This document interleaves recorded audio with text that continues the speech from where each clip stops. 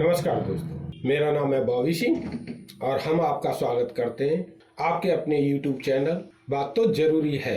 मेरे साथ बने हुए हैं जगमोहन जी, जो राजनीतिक और सामाजिक पर एक अच्छी पकड़ रखते हैं। जैसा जगमोहन जी, हम पिछले अंक में चर्चा कर रहे थे पूंजीपति और लोकतंत्र, तो यहाँ पर कुछ चीजें ऐसी भी आ जाती हैं कि कुछ नीतिगत योजना पूंजीपति लोग संसद तो नहीं जाते, लेकिन उनकी परछाई संसद तक पहुंच जाती है और वो उन्हीं के लिए बन जाती है। तो हमारे संपत्ति पर, भारत की संपत्ति पर या जनता की संपत्ति पर दो तरीके के लोगों का शासन हो जाता है। एक सूट वालों का, एक खनन खदानों में काम करने वालों का, दूसरा खेत में कीचड़ से सने हुए किसानों का। तो इसी चर्चा को हम आगे बढ़ाते हैं और चलते हैं।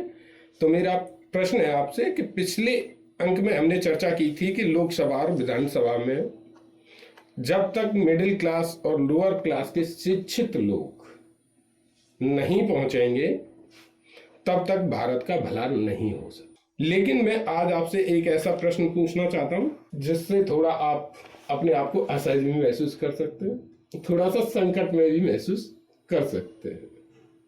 तो मेरा प्रश्न है और वह यह है कि मान लो लोग चुनकर आ जाते हैं जो शिक्षित मिडिल क्लास और लोअर क्लास के व्यक्ति हैं, क्या वो ऐसा करेंगे जो वर्तमान कोई सरकार नहीं कर सकी?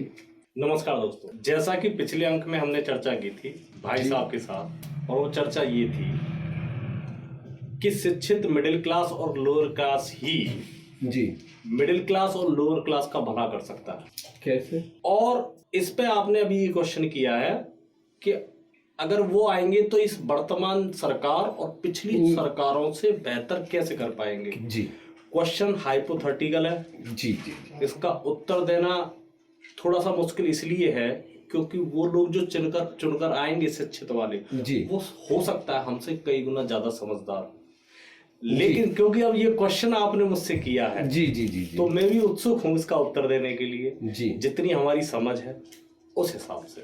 जी, मान लो कि शिक्षित मिडिल क्लास और लोअर क्लास के व्यक्ति आ जाते हैं जी, मेरे हिसाब से सबसे पहला काम जो उनको करना चाहिए वो करना चाहिए कि फेडरल सिस्टम को मजबूत बनाए, संघात्मक शासन को मजबूत बनाए।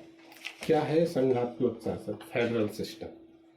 हमारी ऑडियंस भी जानना चाहती है, जरा विस्तार से बताएं इसे। देखो, फेडरल सिस्टम को जानने के लिए, संघात्मक शासन को जानने के लिए हमारे दर्शकों को चीजें थोड़ी सी आसान लगे, इसके लिए मैं एक उदाहरण देना चाहूंगा। जी, रोचक भी होना चाहिए। हाँ, रोचक होगा, बिल्कुल होगा रोचक। नहीं, आप लाजवाब ही देते हैं।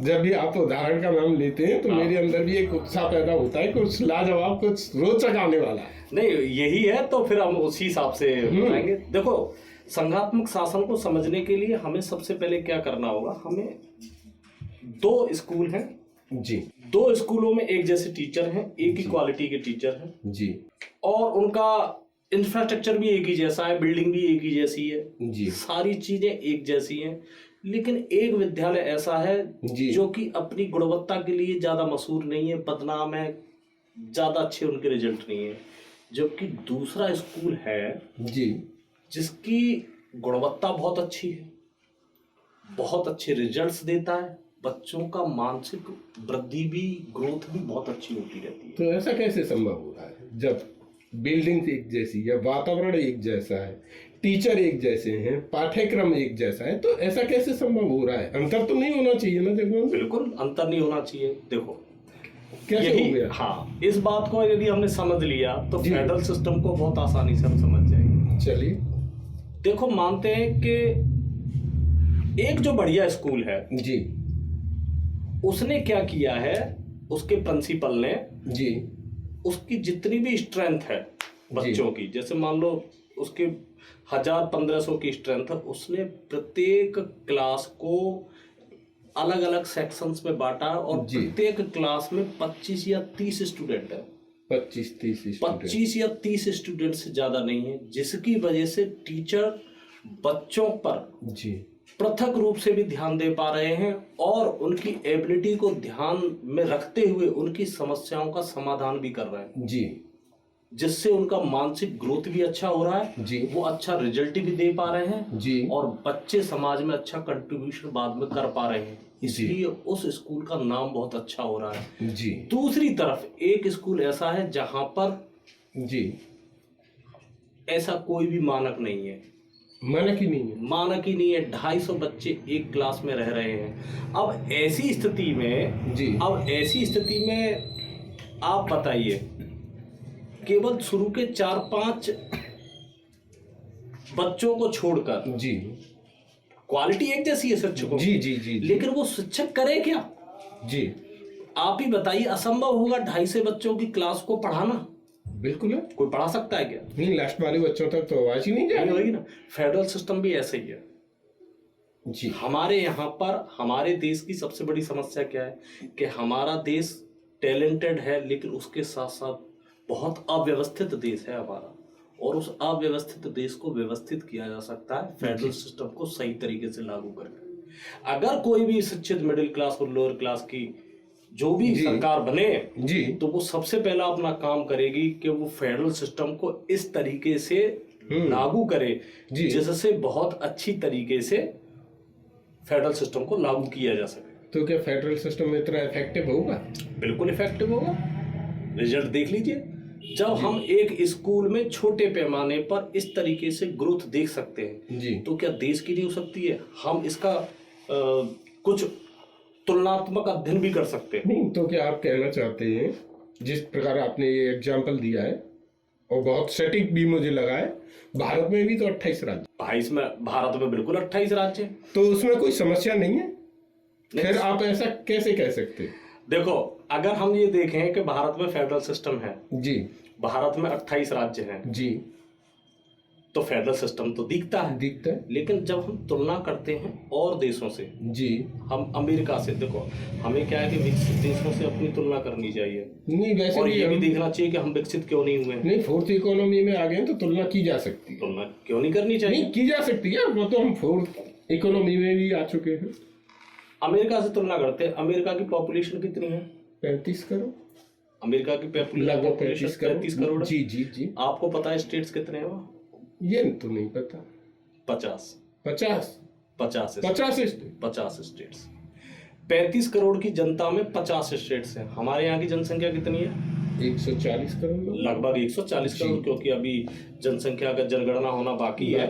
बाकी अगर अंदाजा लगाते हैं 140 करोड़ के लगभग। 140 करोड़ की अगर हमारी जनता है, हमारे यहाँ स्टेट्स कितने हैं? 28। कहने का मतलब यह है कि अगर इसको डिवाइड किया जाए तो एक स्टेट्स में औसतन 5 करोड़ पड़ते हैं। जी। एक स्टेट में औसतन 5 करोड़ जनसंख्या रह रही है। जी। देश भी नहीं मिलते। देश, सही बात, देश भी नहीं मिलते। उत्तर प्रदेश की तुलना करें हम? हाँ, क्यों नहीं। उत्तर प्रदेश की जनसंख्या कितनी है?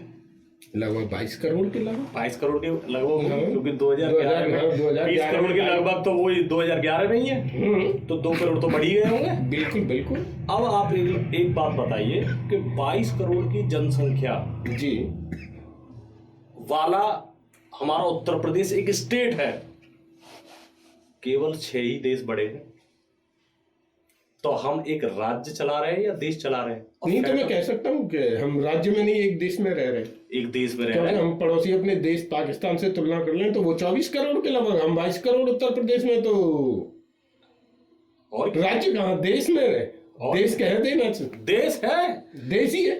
राज्य है लेकिन किसी देश से कम नहीं है। और इसीलिए, और क्योंकि ये राज्य है और इस राज्य के राज्य नहीं है जी, इकाइयां नहीं है, उस हिसाब से यदि उस हिसाब से देखा जाए तो दिक्कतें ये बढ़ जाएंगी कि अव्यवस्था फैलती चली जाएंगी। भाई इतना बड़ा कोई देश हो और वहां पर एक ही सरकार काम कर रही हो, तो उत्तर प्रदेश तो एक देश जैसा हो गया ना। बिल्कुल होगा। अब यहाँ पर तो सरकार, एक ही सरकार शासन कर रही है, क्योंकि अब जैसे माननीय योगी जी हमारे मुख्यमंत्री, उनकी कैबिनेट चल रही है, 22 करोड़ की पब्लिक है। एक दूसरी जगह परेशानी खड़ी हो जाती है, 4 जगह कहीं लड़ाइयां दंगे चालू हो जाते हैं, वो काम कौन सी जगह पर हैंडल करेंगे? समस्या बन जाएगी ना। बिल्कुल बिल्कुल समस्या। तो क्योंकि हमने अपनी इकाइयों को नहीं बढ़ाया है, जी। इसलिए ग्रोथ भी स्लो है। ग्रोथ भी स्लो है।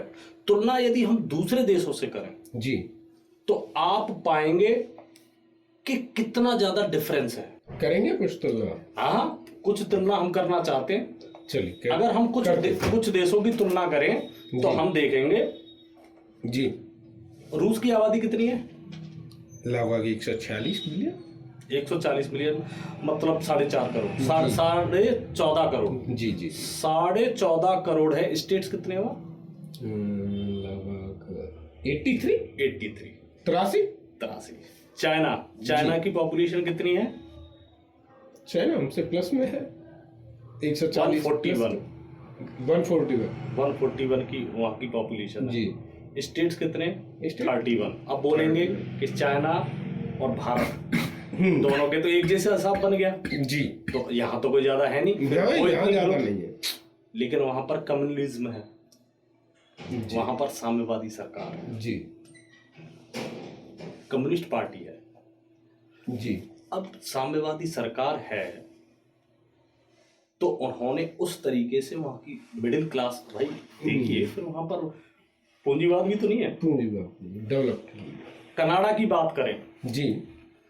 कुल 4 करोड़ की आबादी है, 4 करोड़, 10 स्टेट हैं, 10 स्टेट, 3 उप स्टेट हैं, यानी 13। 13। कनाडा की, यूएसए की बात करें 35 करोड़, ये तो हमने कर ही लिया है। 50 स्टेट्स हैं। ब्राजील 21 करोड़ की पॉपुलेशन है, 26 स्टेट्स हैं। जी। ऑस्ट्रेलिया 2.6 करोड़ हैं, 6 राज्य हैं। अर्जेंटीना 4.5 करोड़ की पॉपुलेशन है जी। और राज्यों की संख्या 23 है। 23।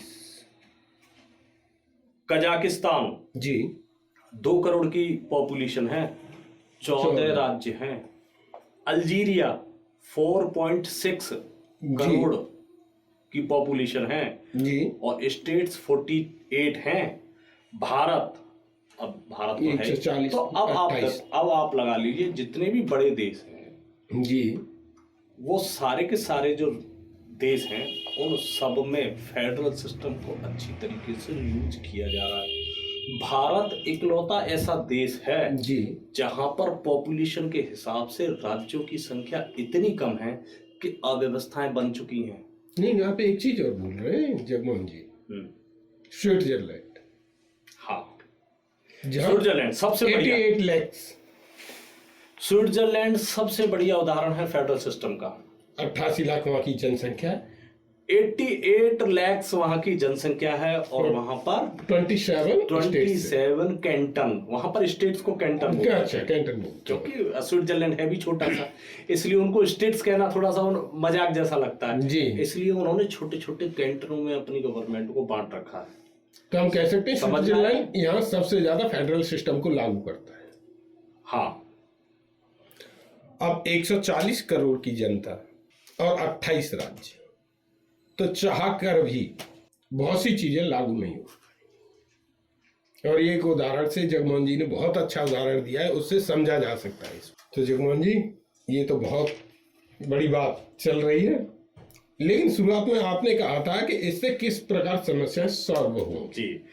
अब ये तो हो गया कि हमारे यहाँ स्टेट्स ज्यादा होना चाहिए, लेकिन ज्यादा स्टेट्स होने से कौन कौन से फायदे होंगे जी, ये भी हमारी और बिल्कुल होना चाहिए। बिल्कुल बिल्कुल बिल्कुल। देखिए, सीधी सी बात है, जब हमने 2 स्कूलों का उदाहरण दिया जी, तो ये देखा कि एक अध्यापक की एक लिमिट है, एक मात्रा है जी, और वो मात्रा ऐसी होनी चाहिए जिससे कि वो अध्यापक ज्यादा से ज्यादा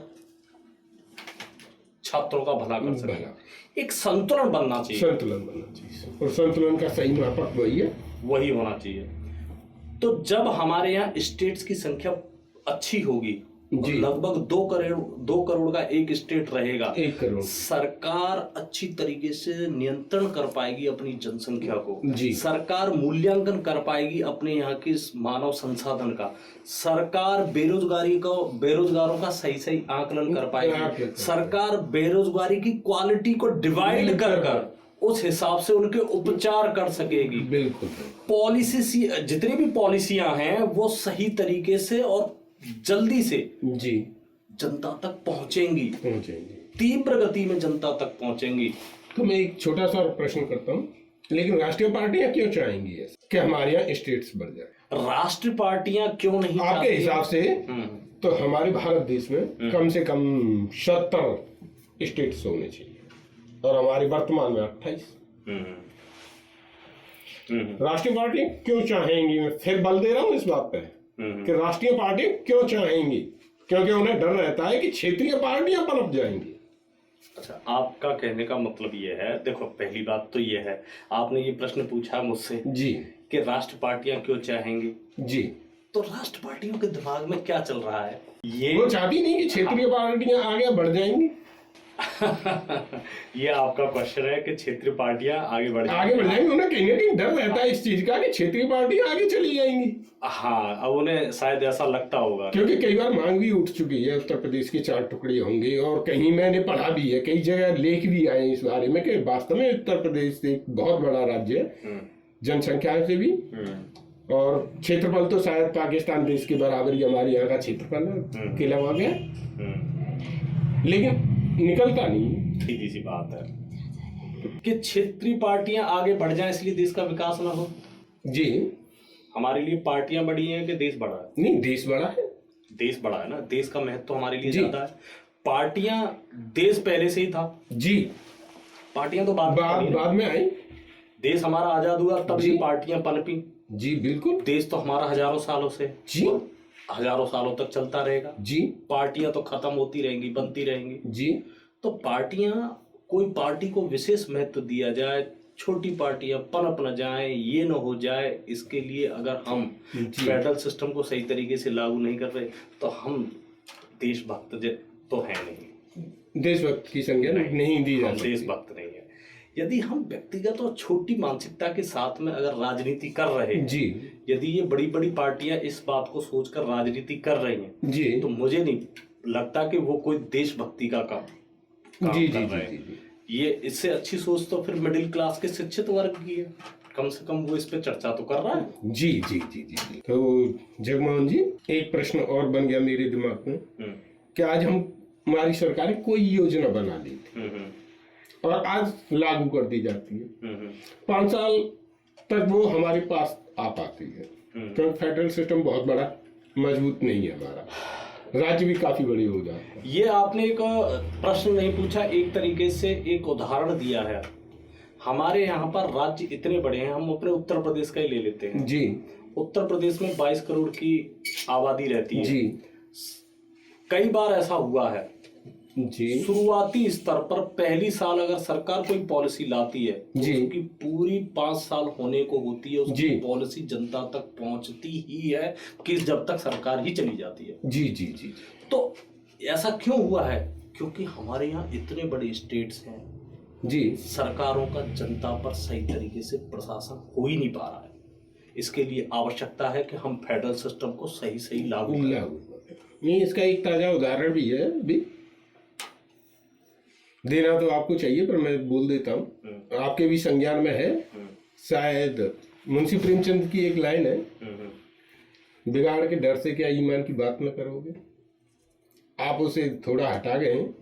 हमारे विशावर में ही एक ITI कॉलेज का निर्माण हुआ 2015 से, जिसका आज तक उद्घाटन नहीं हुआ। वो कंप्लीट बन चुकी है लेकिन फीता कटने का इंतजार कर रही है। वो उसी फेडरल सिस्टम के अंतर्गत ले आए इसे। बिल्कुल। ये जो आपने उदाहरण दिया है जी, मुझे अब तक के आपका सबसे बेस्ट प्रश्न लगा है। मुझे क्यों लगा है जी, बताएं। हमने ये बात की थी कि फेडरल सिस्टम क्यों जरूरी है। हम जब बड़ा स्टेट होता है ना जी, सरकारें जब चुनाव होते हैं तो अलग अलग पार्टियां कुछ एजेंडों पर चुनाव लड़ती हैं जी, और कभी कभी छोटे मुद्दे, कभी कभी छोटे मुद्दों, और छोटा मुद्दा हमारे लिए छोटा मुद्दा नहीं है। उस स्कूल में 10 साल पहले ITI, मैं अपने दर्शकों के लिए कहना चाहूंगा जो नहीं जानते, एक क्षेत्र है विसावर, वहां पर ITI पिछले 10 साल से बन रहा है जी। पिछले 3 साल से तो वो बनकर तैयार है, उसका उद्घाटन नहीं हुआ। उद्घाटन का इंतजार कर रहा है कि उद्घाटन हो जाए। इस दरमियान कितने बच्चे ITI नहीं कर गए हो जी जी जी और जी वो रोजगार प्राप्त कर रहे हो जी अगर छोटे स्टेट्स होंगे जी, तो इन समस्याओं का समाधान ये भी एजेंडा बन सकेंगे। बिल्कुल जनता की पहुंच मुख्यमंत्री और कैबिनेट तक होगी, आसानी से हो जाएगी। ये फेडरल सिस्टम का बहुत बड़ा फायदा है। क्या लागू कर पाएंगे? नहीं, अभी तो इनसे कोई उम्मीद नहीं लगती है, लेकिन जी। ये चर्चा का विषय बनना चाहिए। चर्चा का विषय, बात तो जरूरी है, चर्चा का विषय बनना चाहिए। नहीं, बात गंभीर भी है। अगर छोटे राज्य होंगे तो सारी चीजें बहुत सुलभ भी हो जाएंगी। तो जगमोहन जी, आज हम यहीं पर विदा लेते हैं। और आज की हमारी आपको वीडियो कैसी लगी? अगर अच्छी लगी हो तो लाइक करें, शेयर करें, चैनल को सब्सक्राइब करें, साथ ही बेल आइकन को दबाना तो बिल्कुल ना भूलिएगा। इसी के साथ आप सभी को हमारा सप्रेम नमस्कार।